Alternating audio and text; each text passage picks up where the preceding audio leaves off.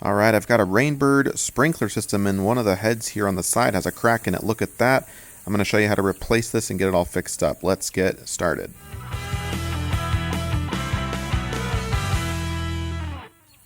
So I booted up my sprinkler system for the first time after winter here and noticed that one of my 6 sprinkler heads had a large crack happening. When the water was on and the shower head was up, you could see it spraying out right here. Let's turn the water off and you can kind of get a better idea of where the crack happened, although water's not coming out. And I've got a new one.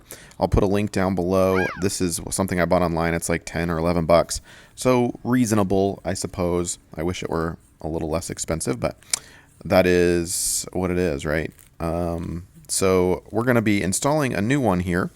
And to get started, and keep in mind I'm not a pro at all, just a DIYer here.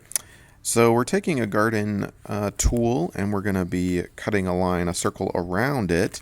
The diameter could be a little bit wider, but you don't want to, destroy too much grass.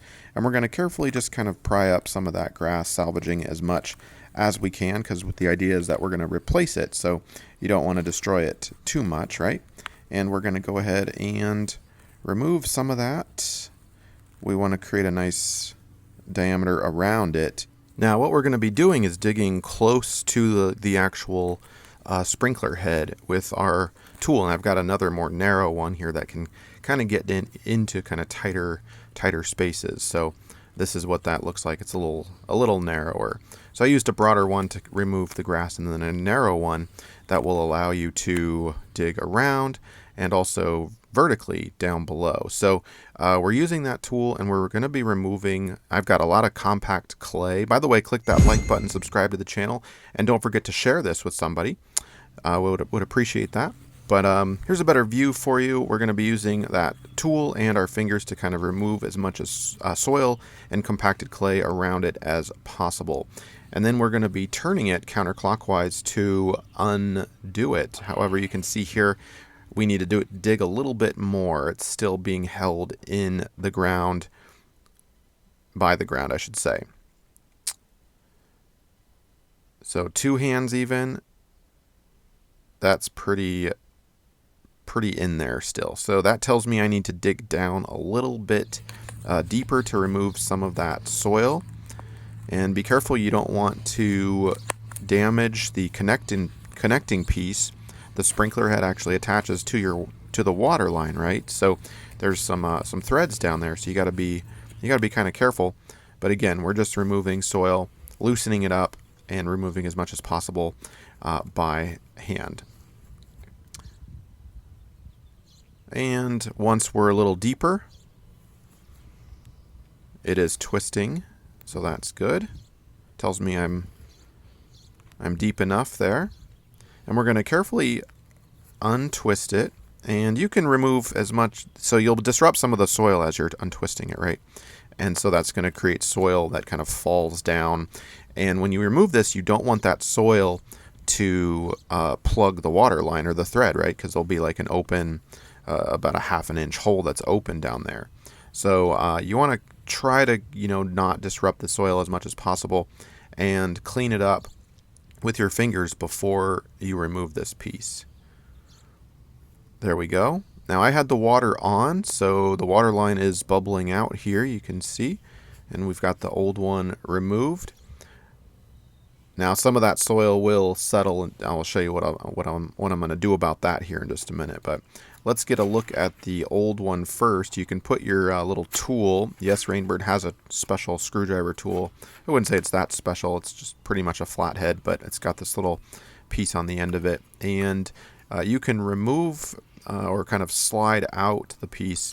And then there's a couple of screws on the top here, at least on this one, that you can adjust the throw. So the forward-most one will adjust the throw, more throw or less throw. And as you turn that, you'll see a little pop down there.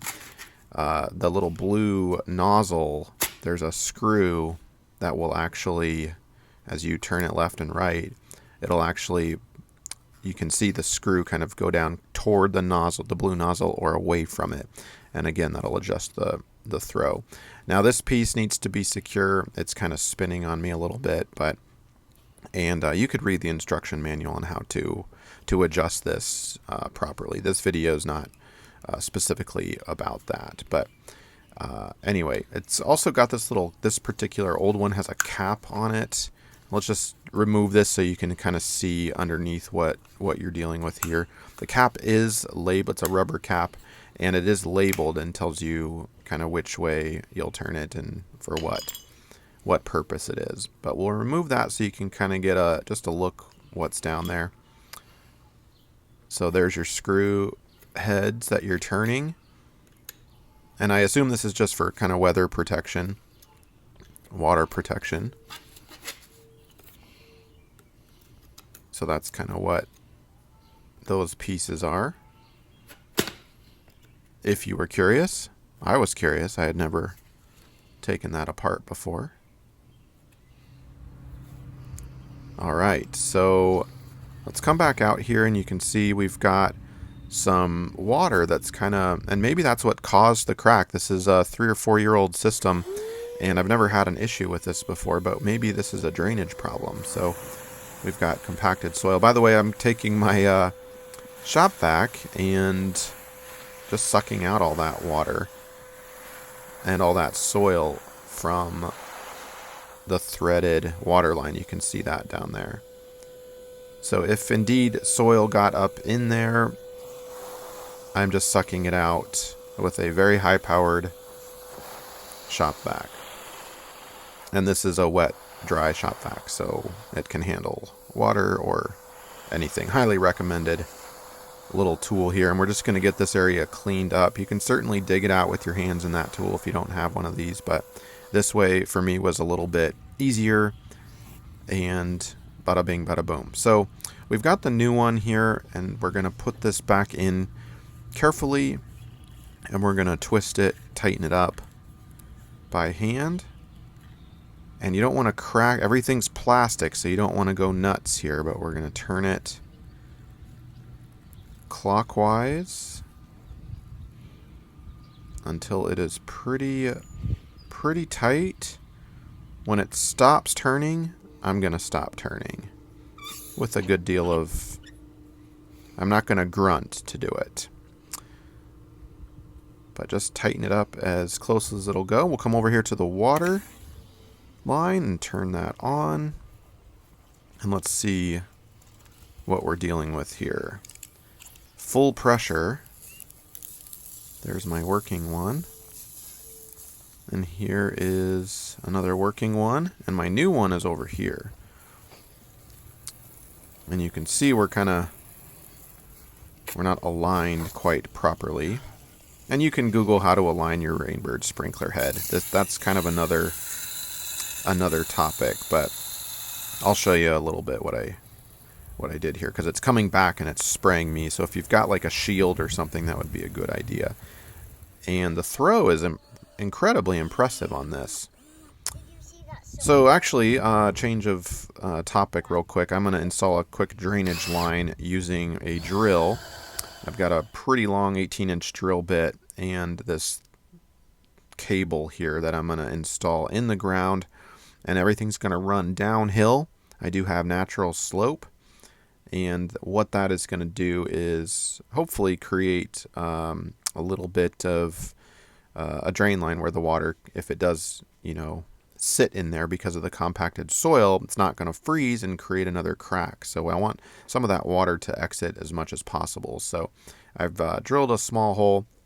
I've got a 1/2-inch old water line connector that is probably a little too narrow, but whatever, it'll work.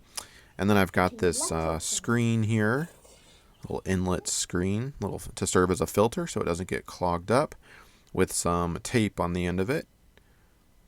And I'll just pop that down over it and then pinch it so that tape, and I clean that off a little bit as well. So I got my kiddo here to help me. Let's test it. We'll put some water in there and see if it indeed drains out. And it is downhill. Looks like it's draining So I'm happy with that.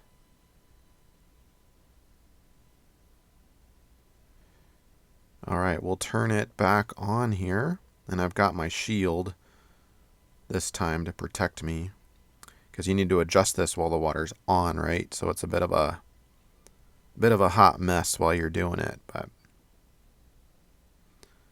all right, so that top one will adjust the throw, so we'll tighten that down a little bit so we have just less water coming out. And then we'll turn the nozzle using the bottom screw to adjust the maximum rate. And then we'll put the soil back in. And a tip here, keep that soil dry. Obviously, I was testing the sprinkler head and it was right in the line of fire and got soaked. So it's kind of a hot mess getting the mud back in there. I had to go to another dirt pile to get an adequate supply because some of that mud fell down into the grass and it was unretrievable. So I'm going to pack it back around that sprinkler head there as deep as possible so it doesn't wobble or anything. You want it nice and secure. And that should do the trick. We'll put the grass back in, or you could put some new grass seed down. And we'll call that good. Thank you so much. Hopefully this has helped you out.